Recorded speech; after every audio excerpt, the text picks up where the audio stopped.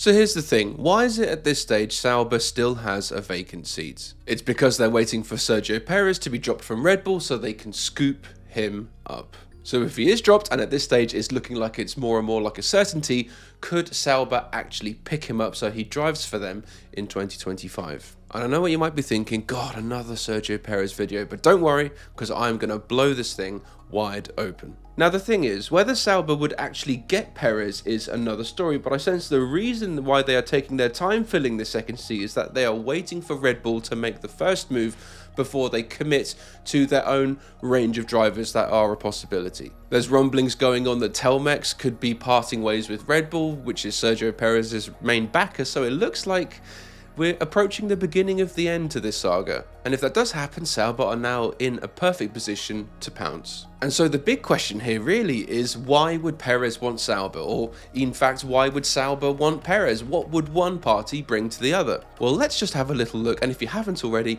why not click that little subscribe button below as well? So before we go full detective mode on this, let's just do a little sit rep on the current situation regarding a few relevant parties. So first off, we have Red Bull, whose patience with Checo is absolutely wearing thin by now, and after a disastrous Mexican Grand Prix for Perez and actually 2024 overall, they must surely be looking to get Lawson into that seat for 2025. Or, depending on what you read or believe, maybe Oscar Piastri. Either way, this all leaves Checo out in the cold. It's clear as day Red Bull are losing their patience, and dropping Perez could be their only way for salvaging their position in the Constructors' Championship and also remaining competitive for 2025 as well. But some of you, I'm sure, are going to say Perez has a contract for 2025, but from what we've seen so far now, I think we can all pretty much agree that F1 contracts are worth nothing. I'm sure this is one that is loaded with clauses and can be voided at a moment's notice. And then we have Sauber, who are pretty much waiting in the departure lounge for Audi to come along and would probably do anything they can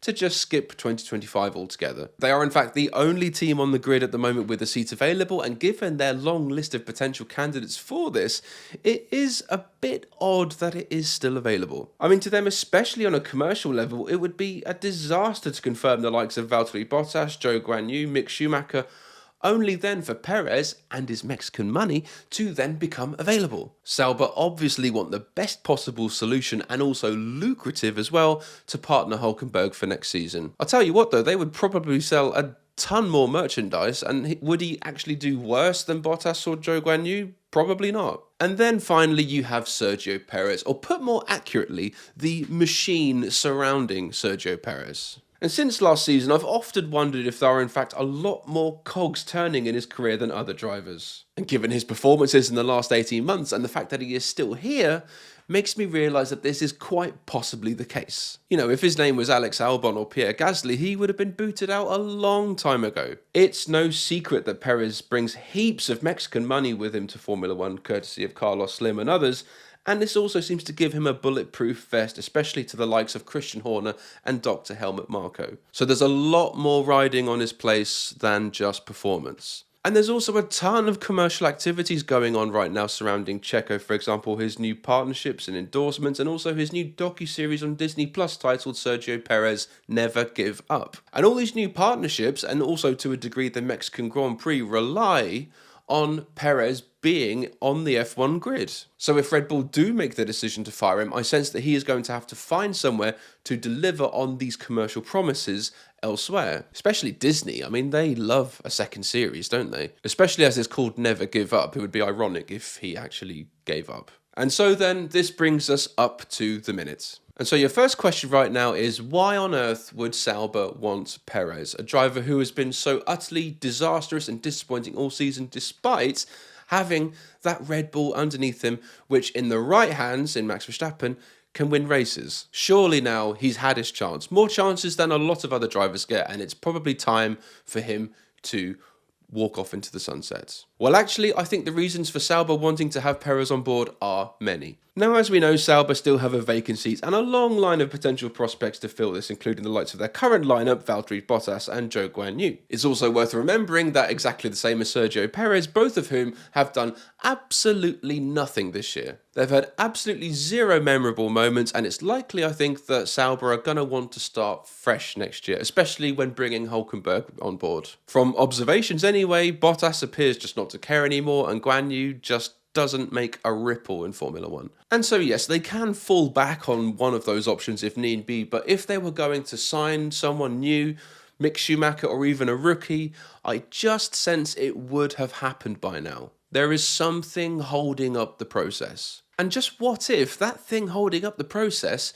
is Perez to become available after being dropped from Red Bull? And after all, for Sauber, given their current options, I think this would actually be a good move for them. It would also be a sort of homecoming for Checo as he's returning to the team that he began his career with, and to be honest, we all love to see that sort of thing. He would also be partnering Nico Hulkenberg, a driver that he has a great relationship with, far better anyway than the roller coaster up and downy thing that he has with Max Verstappen right now. And Sauber, I'm sure as well, would also be very welcoming of the publicity, sponsors and commercial advantages of having Perez on board. You know, at the Mexican Grand Prix next year, you might actually see some green and black caps in the stand. Now, before you say, hang on a minute, Zhou Guanyu brings loads of money to Formula One. He brings loads of Chinese money and sponsors, but tell me one. Name me one in the comments. Outside of the Chinese market, he brings nothing to the table. And also from the perspective of Sauber, having 2 seasoned drivers on board would be such an advantage. For them not having to babysit a rookie and help him through that learning curve of learning his way in Formula One,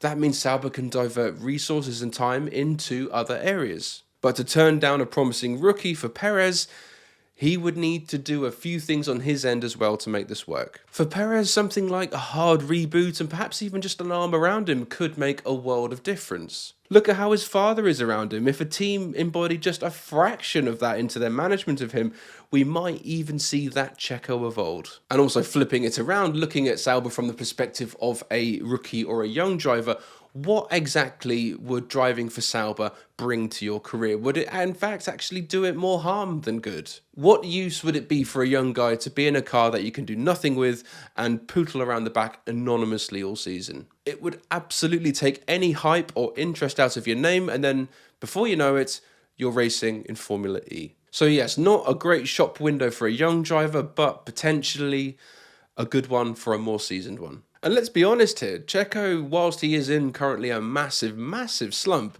he has shown us in the past that he is and can be a very capable driver. And I think it's fair to say that he is good, but he is not a front-running driver. In fact, I don't think he ever was. If it wasn't for Albon being dropped by Red Bull all those years ago, Perez would still be in a midfield team. Perhaps he might not even be in Formula One at all. But he was in the right place at the right time. He plugged a gap at Red Bull. He got the drive at a front-running team. But ever since, there is something which has just been wearing him down. And if he has been crushed or damaged by being part of Red Bull, then cutting ties and using Sauber to rehabilitate and rediscover himself might work, but only if his heart is still in F1. Now, unlike Bottas, who I sense is more or less done, Perez, on the other hand, still has a bit more juice in the tank, I think. And I don't think I'm alone in saying that I'm curious to see what a post-Red Bull Perez could do in Formula One. Could we perhaps start to see flashes of how he used to be? After all, we got to see Bottas in action after his time at Mercedes, and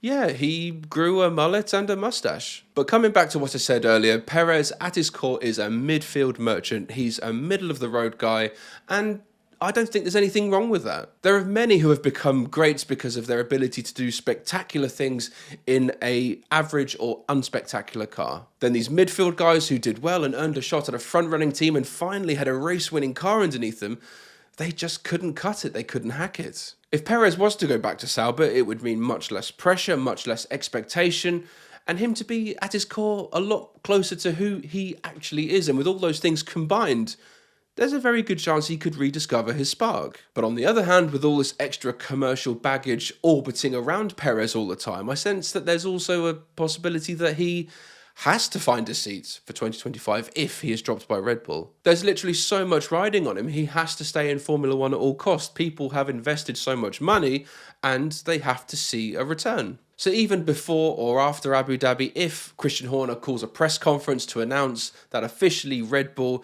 and Sergio Perez are parting ways, Sauber would be very silly to at least not pick up the phone and speak to Checo's people. But on the flip side, I guess Checo's people will also be immediately on the phone to Sauber as well. Now, I love news in Formula One, particularly the groundbreaking, unexpected stuff that literally comes out of nowhere, and this would exactly be one of those things. And I'm not saying it's definitely going to happen, or even if I think it will, I feel that Sauber are just hanging around to wait and see what the outcome is. And the beauty of this whole thing is that Sauber can totally take their time. They could even wait until pre-season to announce a new driver. They can keep Bottas or Guan Yu on hold until then. And yeah, there's no pressure for them to do anything. And with Red Bull's patience with Checo hanging by a thread, you could argue that the thread is perhaps already broken. All it is now going to take is another run of terrible results. And before you know it, there is perhaps a possibility he could be in a luminous green car next season. Now, just to be clear as well, I don't agree or think it's right when drivers are propped up by money and commercial things as a substitute for overall talent. You know, we see this with guys like Lance Stroll, for example, especially when it robs perhaps more deserving drivers or younger drivers of an opportunity. But with this instance, Sauber just would not be a good opportunity or a shop window for any young driver. It could kill their careers on arrival. It could destroy any kind of hype or anything around their name. And so Sauber's opportunity now is just to go to the other end of the spectrum, get the more experienced driver in Perez, and just play the game, grab the money, prep things for Audi coming in 2026, and be in the best possible situation for when that all happens. And so yes, it is quite left field and perhaps quite unlikely it will happen, but if it did happen, if Perez was announced at Sauber and that conversation was made, there is no denying it would be very, very interesting. But with all this, what do you guys think? Do you even see this happening? Would Perez even be a good fit at Sauber? Would Sauber even be a good fit for Perez? Let me know in the comments. So thank you so much for watching, guys. Please be sure to like, share and subscribe if you haven't already. And as always, I'm Paul, and I'll see you later. Cheers.